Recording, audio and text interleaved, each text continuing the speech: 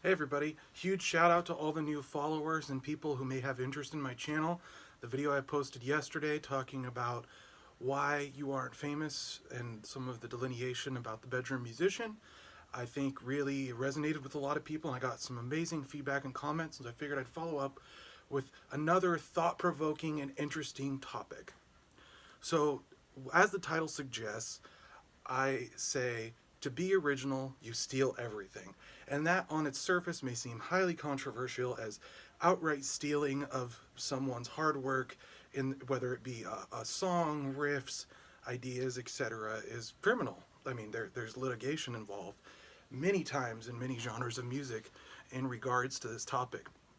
But what I'm specifically actually saying is that in order to be original, you have to know and cite your influence, whether subconsciously or intentionally.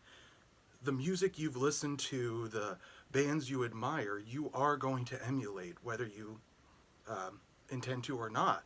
And the best thing to do is to actually embrace this. So history is full of many musicians who achieved great success based on prior work and the evolution of that sound and style. Let me give you a couple examples. So Jimi Hendrix, widely regarded as the greatest guitarist of all time in some circles. It can be highly debated, and that's fine.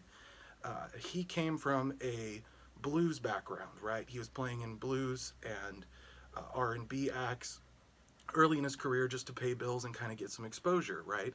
So he had this long background of performing a certain style of music, and what he did is he took it up tempo, added some new effects, and made it his own. And that's more the direction that I'm actually referencing. I don't believe that, your friend writes a song and you take credit for it and use it to be highly commercially successful. That is criminal. That is wrong, right? There's tons of instances in the EDM and pop world where a sample was borrowed without permission, and later, because they used a sample without permission, they ended up getting into lawsuits, arguments, debates, right? The most famous example, things from, Daft Punk and Rob Thicke. I think this was his name was, that he outright took a rhythm, and it was proven in court that that was the case. To go back a few years and kind of show my interest in meme culture and whatnot, there was the Harlem Shake, right? Bauer. He used a short, really cool sounding sample of the guy saying El Terrorista, and it was a tag from another artist, and it sounds cool in the track, but what ended up happening, because he used that sample without permission, the song went highly viral and was made very popular, but litigation and lawsuits regarding the use of that sample in that track led to his entire career basically being demonetized. So he was not able to take advantage of any of the profits of his highly successful viral video, and it's sad that that is the case. I mean, a blunder in production and proper process, and you lose the right to something original that you've created. I think the direction of what I'm trying to communicate is that as a musician, any musician, drummer, singer, guitarist, bassist, pianist, keyboardist, synth producer, where all you're taking is samples and remixing them, I think it's very good to be aware of what's going on in the greater musical world and to take influence from every possible thing you can. So what I'm saying is, to be original, you really need to expand your list of influences. So what I see a lot of in today's world is a lot of bedroom producers watch all the same videos on how to produce their rock and metal tracks specifically. I think we're the most guilty of this. I myself am guilty of this. We watch all the same tutorials on how to properly mix and produce a track. Whether it be get the perfect metalcore gent sound or the perfect drum sound, a lot of us are referencing the same videos and content in order to make our own tracks, and we're getting good sounds.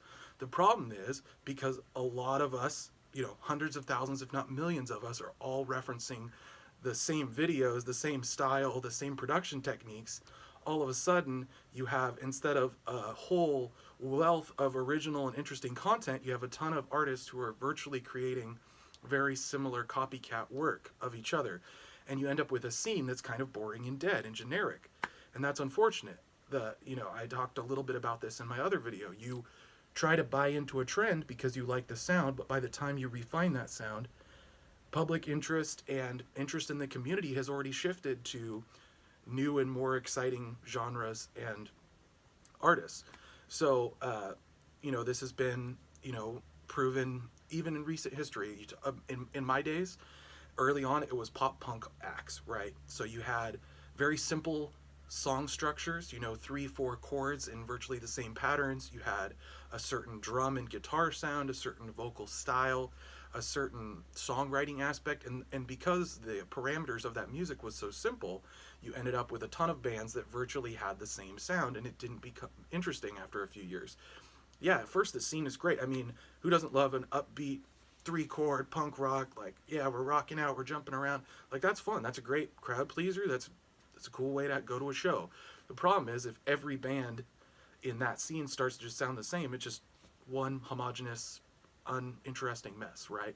And so similar things happened with the metalcore scene. So I talked a little bit in my other video about the emergence of emo music, and a lot of kids when I was in high school, they really loved this sound. There was a bunch of bands that, the Sumerian bands, Tooth and Nail bands, everything that was popular and hype at the time. A lot of people jumped on board. They made some cool music. The problem was everyone was listening to the same 3 to 5 bands, and that's solely what they based their style on.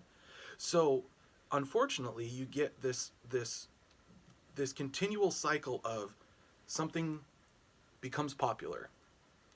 We, as artists, listen to it, and we're like, I can do that. I love that. That sounds great. We emulate it. It gets it to be almost mainstream, and, by the time you've refined that sound, it's already boring. You're not original anymore. So what I'm saying is, be aware of everything that you can that's going on in your scene. So a great example of the bandwagon hype was two perfect instances of what I'm talking about. And this, again, is kind of going back to that same point. I think everyone remembers when heavily auto-tuned vocals became popular. A handful of artists used them early on. It got mainstream adopted in the production community, and it quickly wore itself out. Dubstep, I mean, there's still great producers producing interesting dubstep work, but I listen to some of these artists and it's like, you're ripping off Skrillex from 2011. Like, it's 2019 now. It's been 8 years. It took you that long to garner a following, work on that sound, and now you are a imitation of something that has already come through. So I think it's really something to be cognizant of as an artist, is not just staying true to yourself, but also not just bandwagoning on trends. I mean, there's nothing wrong with the heaviness of a certain style of music, the way a production technique is used, the way a lick is played.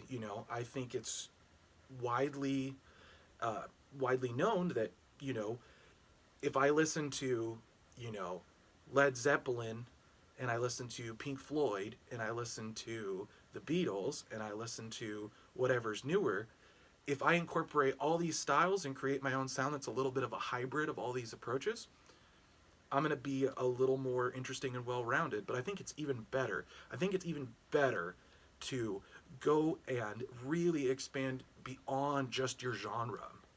So early on when I was taking guitar lessons, I was in like a pop punk cover band doing indie shows and youth group shows, right? Playing to like 50 people with a band that was just starting out, limited, whatever.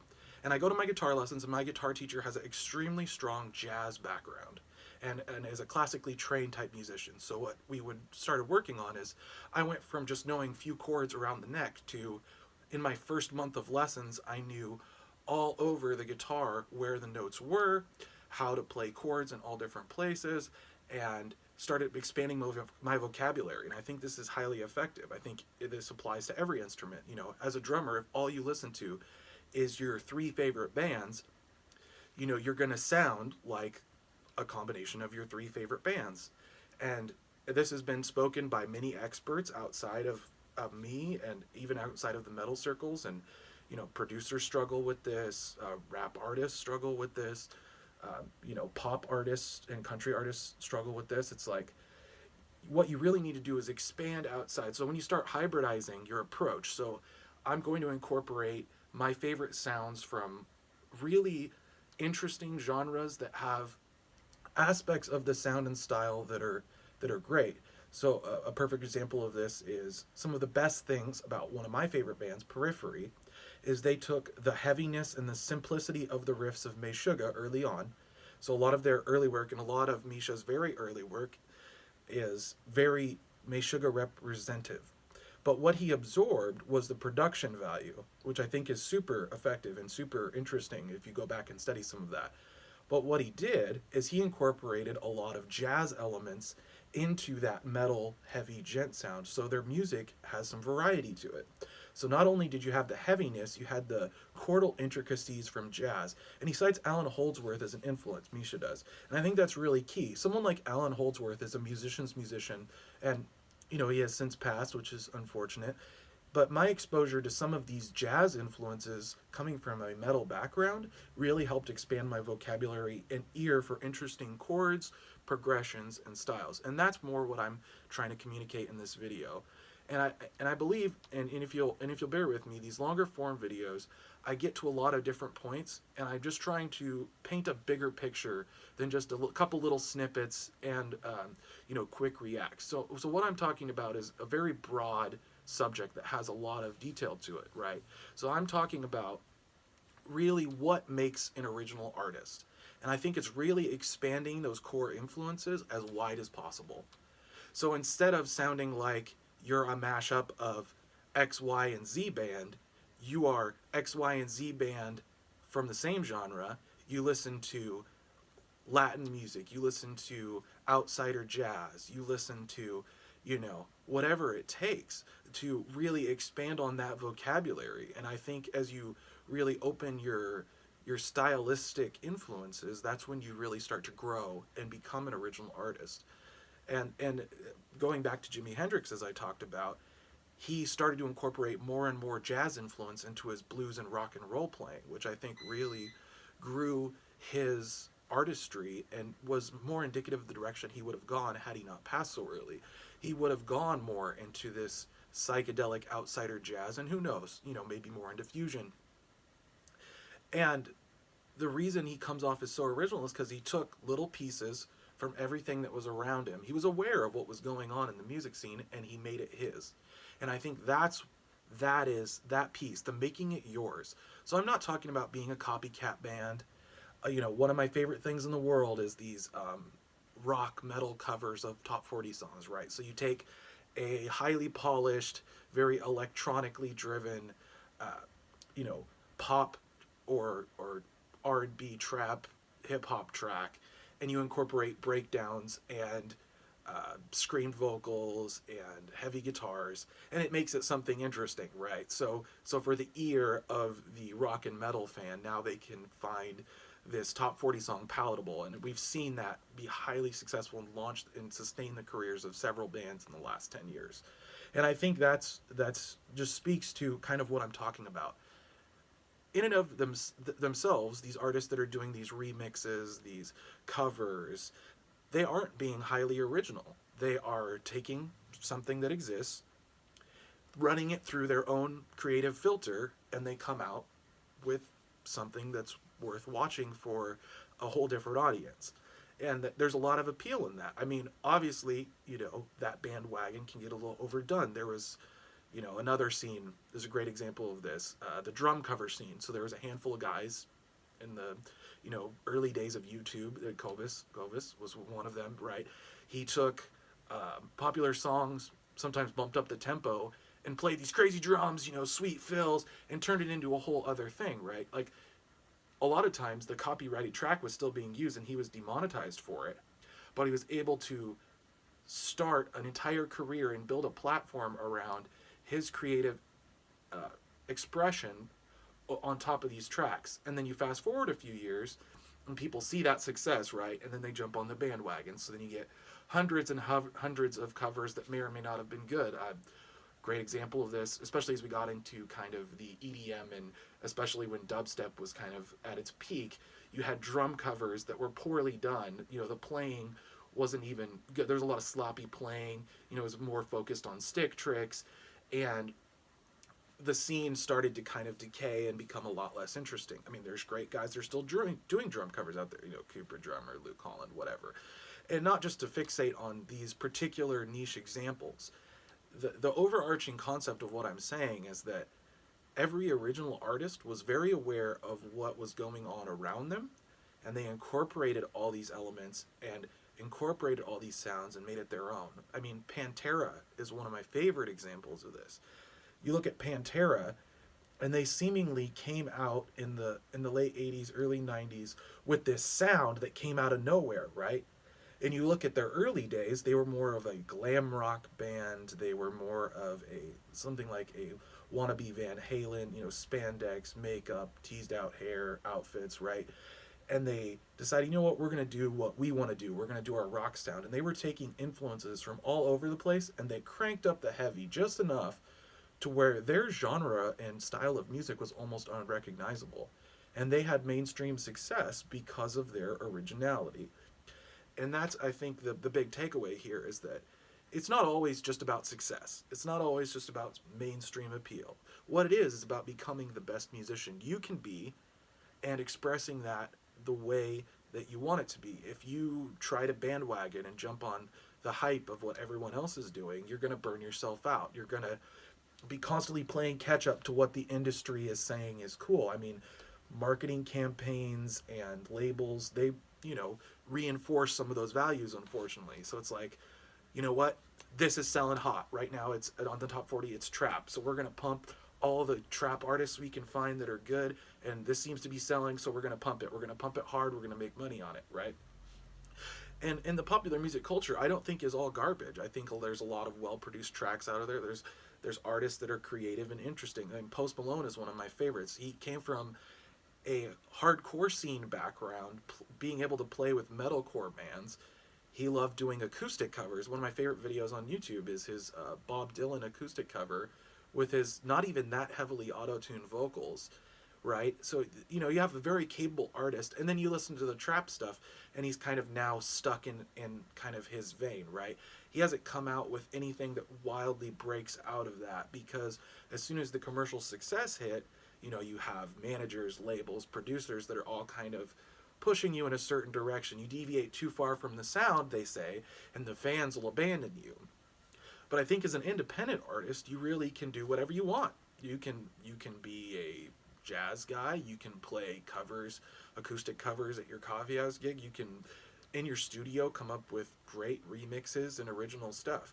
But I think one of the pitfalls of the young guitarist like me when I was younger is that you would look at what other things were going on in the guitar community or the music community at large and say, okay, I am not going to learn what that person is doing. I'm going to only listen to music that is not the current trend, right? I'm not going to learn the structures of these songs. I'm going to do my own independent thing, and that's where I'm going to get the most success. And unfortunately, what you end up doing when you say, I'm only going to do my own independent sound, is that you will unconsciously start emulating all of these artists that you love, right? So you say, I'm going to be independent. Well, you obviously love some kind of music if you're a musician. You can say, I'm not going to follow these chord structures or the traditional song structure. I'm going to create something very new and different. And it's possible. You may be able to pull that off. You may be able to pull off some very bizarre experimental music or something that is just out there. The problem is that if you're not creating that music, and it's fine to create music for its own sake for yourself. Nothing wrong there. I'm not going to take away from anyone's artistic expression. But what I am going to say is that if you refuse to even acknowledge that those influences exist, that those chord structures that are common in rock, pop music, classical music, like we know how chords go together. Music has existed for hundreds of years. Virtually everything that's been done in terms of composition and arrangement has already been done at some point, whether you're aware of it or not. I mean, realistically, that's how it goes. I mean, stringed instruments and pianos and keyboard instruments have existed for hundreds of years. It's very unlikely that you yourself are going to take and create music to a whole new level, right? You're not going to reinvent the wheel. Very few people do. And when they do, it's usually just an evolution of all their prior influences taken to a different place for their scene and genre than they were expecting. You know, in the guitar community, in the modern guitar community, there's a handful of guys that are, you know, well known, and they are, you know, the guitar legends right now. So, you know, in the metal and rock communities, a lot of people know the names. Misha Mansour, Tosin Abasi, he's a pioneer, right? He took 8-string guitar and borderline became a household name in the guitar communities. He was an innovator, right? He took an 8-string guitar and made interesting, palatable music. Like some of it, you know, there's odd time signatures in Animals as Leaders. There's, you know, heaviness. There's, you know, advanced jazz kind of chording and techniques on the guitar that are unusual, right? But you look at his past and where he came from, you know, he said on his first band that he put together, it was basically just a mix of Killswitch Engage and Meshuggah. And he put those together, and he was playing what he called technical metalcore, or technical deathcore, as he would put it. And so he had, you know, these heaviness, and then he would have breakdowns, and then he would have shred. But once he took kind of his classical training and the college-educated music and added in some of this, you know, these ideas of jazz harmony and chording that were way more advanced than what was common in the metal community at the time. You know, I think the first self-titled came out in 2009, 2010. It took it to a place that no one had really seen yet. You know, he took something that existed. He was well aware of his influences, well aware of what was going on, and evolved on it. And, you know, he pays homage to a lot of his heroes in his playing. You know, I hear some Steve Vai in those lead playings. I hear Meshuggah, obviously, in the rhythm play. But by adding in some of those more subtle Latin and jazz chord influences and those advanced techniques, he took it to a place that was interesting. You know, there's plenty of case studies out there, and if you really start looking deeper into the history of a particular musician, movement, genre, or artist, you see, okay, something existed before. It was not original. There was something that existed before. We're aware well of it, and we took this thing that existed and this thing that existed, and we mashed them together and remixed it into something new. And that, I think, is the key.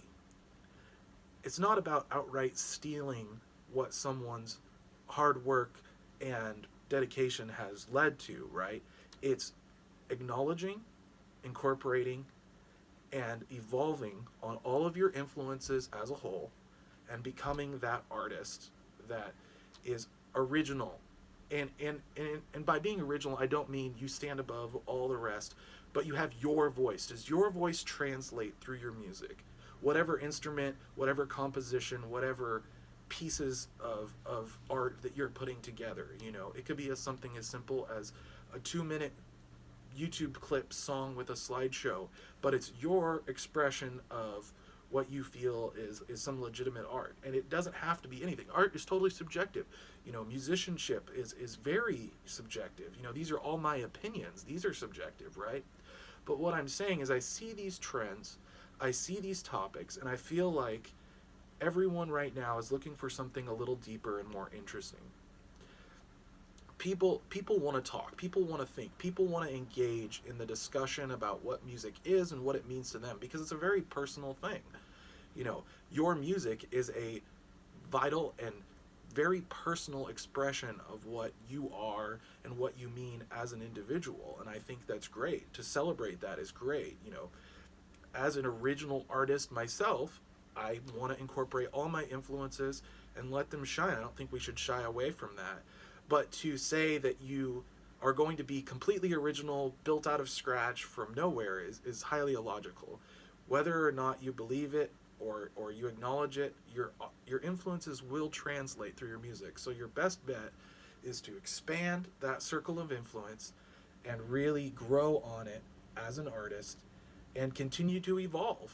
You know, don't get stuck in the same rut. If you feel like you've been playing the same thing for 10 years, listen to some new music. You know, learn another instrument. I got sick of guitar playing, traditional guitar playing. I had hit a wall, plateaued. So what I said is, I'm going to go from just being a guitarist, I'm going to be a drummer. And I got into synths, and I got, into playing bass like a bassist, not like a guitar player. And all of these things added to my musicianship. I took advice. I showed people what I was working on. They said, okay, you're too metal. All you're going to do with all this music you're creating is appeal to a metal audience, which is already very refined. They're very picky, and that's a small audience in the wide, scope of musical expression. So I didn't want to be just a metal artist, so I learned some other genres of music. I played in a country pop cover band, and I started to, adopt some of those sensibilities, the melodic sensibilities of that genre. It's easy to turn your nose down and say, oh, this music is so simple and boring. Why can't I be a shred guitarist, playing technical metal? Why can't I be appreciated for that?